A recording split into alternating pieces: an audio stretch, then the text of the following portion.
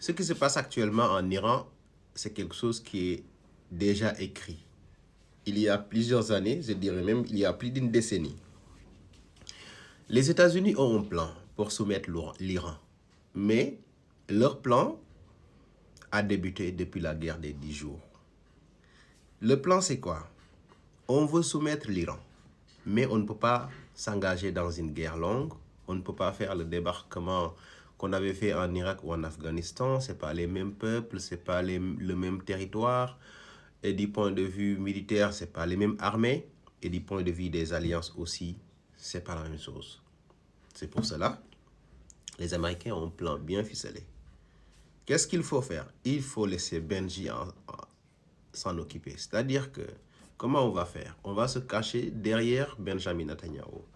À chaque fois, on va dire aux Israéliens de frapper des cibles stratégiques qui vont ralentir le programme ou bien qui vont affaiblir le pays, de procéder aussi à des éliminations de leaders petit à petit, de temps en temps, procéder à des frappes espacées. Donc là, vous avez vu les frappes du mois de juin. Aujourd'hui, au mois de mars encore, on a vu les frappes. Dans quelques mois, les Iraniens encore vont subir les mêmes frappes. C'est exactement de cette manière que les Américains comptent procéder. Et dans leur plan, à chaque fois que l'Israël entame, c'est toujours l'Israël qui doit faire le premier pas. L'Israël, donc là, on découvre en réalité l'importance de l'Israël dans la région. Et ça donne raison à toutes ces personnes qui disaient que l'Israël n'est rien d'autre qu'une base avancée, une base militaire avancée des États-Unis dans le Moyen-Orient. Cette stratégie vient le prouver exactement. De plus en plus, on verra des éliminations de leaders, soit par des assassinats, des bombardements ou même par des attentats. On l'a vu. Mais le problème aujourd'hui qui se heurte devant ces gens-là, c'est la cohésion qu'il y a. Le régime, quel que soit son niveau d'impopularité à l'Occident, il faut savoir qu'au niveau du pays, il y a des gens qui cherchent juste à vivre dans un environnement paisible. Quelles que soient les dérives du régime, ça ne leur dérange pas. Ils se soignent, ils mangent quand ils veulent, ils vont au travail, quand ils veulent aller à l'école, ils vont à l'école, quand ils veulent voyager, ils voyagent.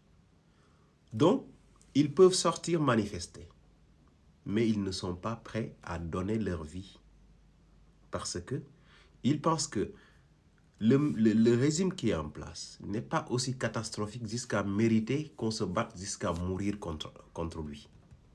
C'est pour cela, l'autre projet américano-israélien qui consistait à mettre en place des stratégies pour créer un soulèvement populaire n'a pas marché. Ça n'a pas marché et ne marchera pas. Ne marchera pas. Vous avez vu au début, Donald Trump avait dit que son objectif ultime, c'est de faire chuter le régime. Mais il voulait s'appuyer sur les Iraniens.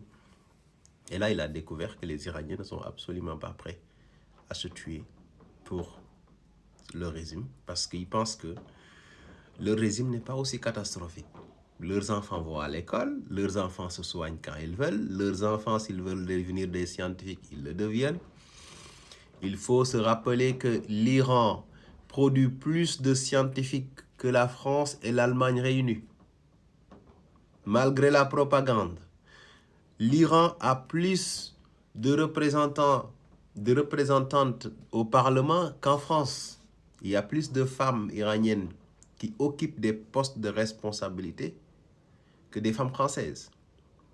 Quand vous prenez les filières scientifiques, techniques et numériques, à 70%, c'est des femmes dans les universités iraniennes. Donc attention, attention à la propagande.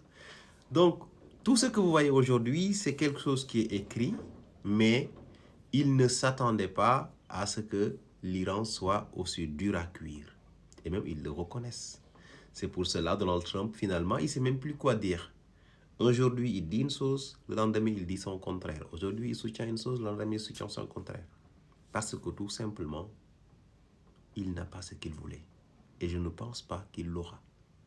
Avec ce peuple iranien aussi décidé à